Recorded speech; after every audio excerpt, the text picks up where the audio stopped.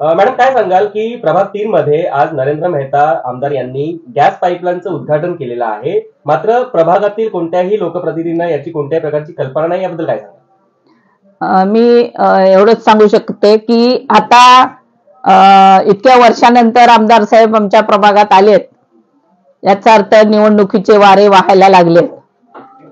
कारण इतक्या वर्षात म्हणजे 2017 पासून 5 वर्षांनी इलेक्शन होतं, ते देखील 3 वर्ष पुढे ढकललंय.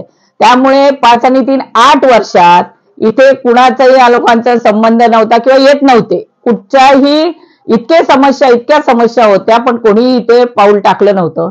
तर आताच इथे पाऊल टाकायचं कारण की निवडणुका जवळपास आल्या कारणाने हे सगळं घडतंय.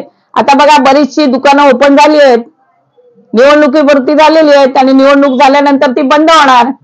इथे इतक्या वर्षात एवढे प्रॉब्लेम होते, ते त्या समस्या दूर करण्यासाठी तेव्हा कोण का नव्हतं उपस्थित. आता पाईपलाईन जी चालू झाली त्यावेळी इथले स्थानिक आमदार सरनाईक साहेब, त्यावेळी आम्ही एकत्र होतो आणि त्यावेळी ते काम चालू झालेलं होतं. आणि ते काम चालू झाल्यानंतर देखील इतके दिवस झाले, बरेच दिवस लाईन चालू होत नाही. म्हणून मी काल सकाळी या महानगर गॅसच्या ऑफिसला भेट दिली आणि त्यांना हे सगळी माहिती मी तिथून घेतली की पाईपलाईन का चालू होत नाहीये.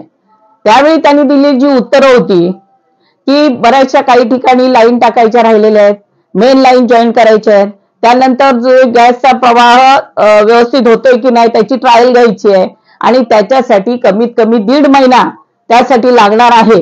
हे मला काल दुपारीच माहिती मिळाल्यामुळे मी ती माहिती लोकांमध्ये स्प्रेड केली की लोकांना त्या गोष्टीची कल्पना यावी की अजून 1.5 महिना तरी चालू होणार नाहीये.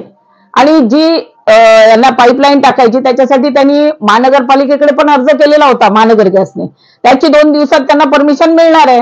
म्हणजे ऑटोमॅटिकली जिथे झालेलं नाहीये तिथे ते आता करणारच आहेत. मग तिथे आता नारळ फोडायची गरज काय होती नाही, ते पण साईबाबा नगरमध्ये. म्हणजे कुठेतरी लोकांची दिशाभूल करण्याचं काम निवडणुकीच्या तोंडावर करण्यात येत आहे. त्यामुळे याची दखल, याची नोंद इव्हन लोकांनी घेतलेलीच आहे. काही लोकांनी मला असं कळल्यानंतर इथे शिवसैनिकांनी त्या गोष्टीला विरोध पण केलेला आहे. त्यामुळे या सगळ्या गोष्टी आता लोक अनपढ नाही आहेत, सुज्ञ आहेत. लोकांना काय करायचं आणि काय नाही, काय कसं चाललंय, कोण गुळ लावतंय, कोण गाजर दाखवतंय, कोण सगळं काय हे कळतंय.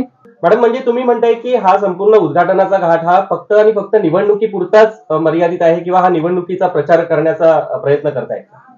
हो, नक्कीच. कारण आम्ही नगरसेवक नसताना देखील 5 वर्ष झाल्यानंतर देखील पुढची 3 वर्ष नगरसेवक नसताना देखील आम्ही लोकांच्या सेवेसाठी तत्पर होतो आणि अजूनही आहोत. मग आत्ताच या गोष्टीची कल्पना कशी यावी आणि उद्घाटन का व्हावं, मी लोकांना, नागरिकांना, सुज्ञ नागरिकांना, बंधू भगिनींना हेच सांगू इच्छिते की आता असे बरेच लोक तुमच्या समोर येतील, परंतु तुमच्यासाठी कोविड काळ असू देत, इतर पाण्याची समस्या असू देत, रस्त्याची समस्या असू देत आणि अनेक विविध समस्या असतात, त्या समस्या सोडवण्यासाठी तुमच्या बरोबर कोण होतं याचा विचारच करा. आणि त्यानंतर कुठची आमिष दाखवली जातील, कारण सध्या हेच निवडणुका म्हणजे काही ना काही आमिष, कुठे पैशाचं बळ किंवा इतर तुम्हाला फसवणूक तुमची केली जाईल, परंतु 1 दिवसाच्या कुठच्याही आमिषाला बळी न पडता तुम्हाला पुढची 5 वर्ष सर्व्हिस कुणाकडून चांगली मिळेल हे विचार करून तो निर्णय घ्या आणि मशाल घेऊन अंधकाराकडून प्रकाशाकडे आपली वाटचाल ठेवा. एवढंच मी तुम्हाला सांगू इच्छिते.